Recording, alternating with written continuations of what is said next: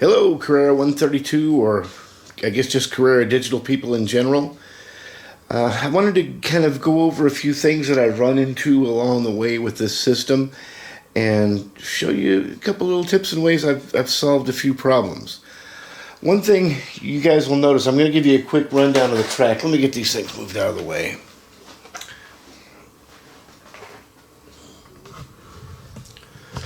So where we start down here, let me get this camera cranked up. There we go. So we start down here. That's your start and finish section, your connecting track. And then you've got a single, or should I say a double lane changer right there before you go into this corner underneath the bottom. That brings you around underneath here into a single direction lane changer here that takes you from outside to inside. Come on around. You got a straight single lane changer here that takes you from what was the outside to what is going to be the outside. And then you got another double right there. In case you didn't make the last change, you can try it here. Brings you on around on the top part of the carousel. And back underneath. Brings you around under here. And back to your start finish line. So the main thing I wanted to show you about that were these little bridge sections that I made. You know, that Carrera bridge stuff is kind of a pain in the ass, and you usually end up breaking little pieces off of it and losing chunks of it too when you disassemble it and reassemble it. And if you guys have seen my stuff on the 1/43rd scale, you've noticed that I've got the same stuff down here, basically around these lane change areas. I've got that bridge made. Same over here. If you guys have noticed, whoops, on my 1/43rd scale track, I pretty much had made the same kind of stuff for it, and that turned out to be real handy. Well, this is the basic construction of it. It's just made out of 1/4-inch sheet foam, and I cut this bottom piece so it's got, you know, an extra 1/4 inch on each side, and then I just cut just a strip of this foam and glue it right to the top. And I usually leave a piece of track sitting in there so I can kind of, you know, use that as a template and line everything up against the track and keep everything nice and straight. But this works really, really well for a number of reasons. First of all, it's better than the regular Carrera stuff. If you don't have the borders and all that, then this is going to be a big plus.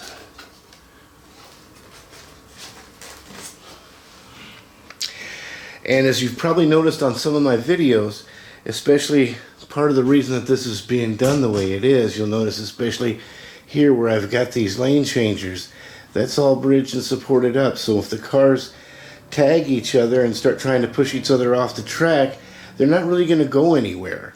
Or a lot of times they don't go anywhere. They sort of end up staying on the track, and often they just get reslotted and keep on going.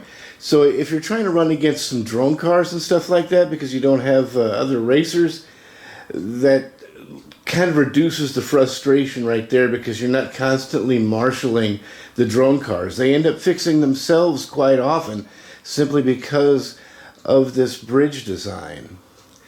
And like I said, on this track, and as I mentioned before, you're basically just trying to ride that outside rail. Your whole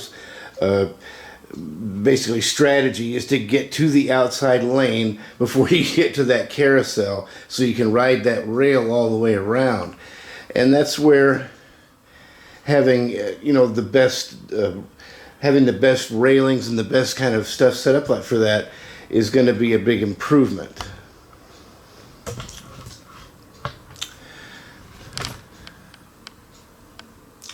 Okay, one other thing I wanted to oops, I got the camera hooked on my shoe, the tripod. Okay, one other thing I wanted to show here. Let me see if I can set this tripod up over here and aim it where I want to show. There we go.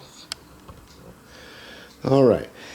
If you're familiar with the Carrera instructions and stuff, they recommend that you always have at least one straightaway before you have a lane change. Well, I'm going to show you a reason you don't always have to do that. Because as I was mentioning on this track, because you're riding that outside rail as much as you can, if you look what's going on here, let me see if I can zoom in a bit where you can see that. Okay, you can see that little sensor right there that's kind of in the middle of the screen, little thing that looks like a little spot. That's the sensor.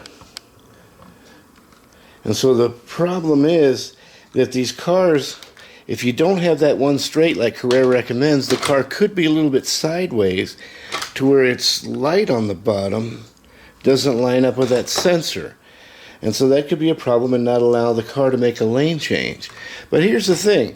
If you are in a situation where you've got a rail there on the outside of the corner anyway, you can certainly take that into, I mean, provided you have a good rail here, you can take that right into this corner here because the car is going to be sliding on the outside anyway. And then you can use those silly single lane changers that come in some of the kits and you don't know what to do with. You can use those there, and they work out really well. Once again, this is, especially in the beginning when you don't have all your borders and stuff, because all that stuff gets expensive, and a lot of us just want to be able to hook this stuff up and race. Well, you can do that, and then kind of over time just kind of work on some of these little issues that just keep making it more and more fun, because every time I solve one of these little problems, it just makes the race, makes the cars faster around the track. And it's pretty intense now. We're running some really quick lap times. But once again, I didn't really know how to use that lane changer because, I didn't have a spot really where I could put an extra straight in front of it.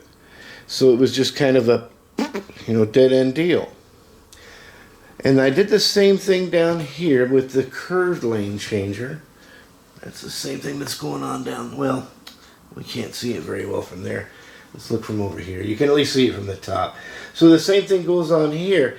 If you come around this corner riding that outside rail, your sensor and light are still going to line up. So even though that lane changer doesn't have a straight in front of it, the fact that it's from the outside of the corner to the inside means it's still usable. Now, you don't really want to use that very much. I mean, it's not really going to help you out unless there's another car in front of you and everybody's going kind of slow, but it's another option. It gives you another place that you can make a lane change. The other thing I wanted to mention also is that if you've noticed before, you really can't put much fencing on these lane changers because there's not really any place to hook it. You can hook your clips here and there, but there's just not much place to put your clips. And that's where making these little homemade bridges like I'm showing you here come in handy, because this is all surrounding those lane changers where I can't really effectively put a good bridge otherwise. And like I said, they're just simple to make. It's just 1/4 inch foam. There's kind of just a quick look at it for you. I just make the bottom of it about a 1/2 inch wider than the actual track. That way I've got a 1/4 inch on each side to glue that little extra strip. Now I'm going to start experimenting with making them for corners too, and that's, I think I'm breaking it while I'm showing it to you. And this is what I'm looking at now. I really want to be able to put stuff like this in so that instead of rubbing against those rails, they'll be able to rub against this, and I think it'll be a lot smoother and faster. But basically that's just my cheap and, I guess, sleazy getaway for not having borders for right now. And still keeping the track, keep making the track faster and faster and more fun. And so that's what we're doing. And you've seen it here first, folks. One last little amendment that I forgot to mention earlier. Another of the good reasons to have this built around your elevated sections is I can have extra support at all the joints. You'll notice normally when you support the track in the raised sections, it tends to try to sag in the joints a little bit. And in this instance, by having it all bridged up like that, it gives it a lot more support, and you don't end up having it sagging and wiggling at all the track joints.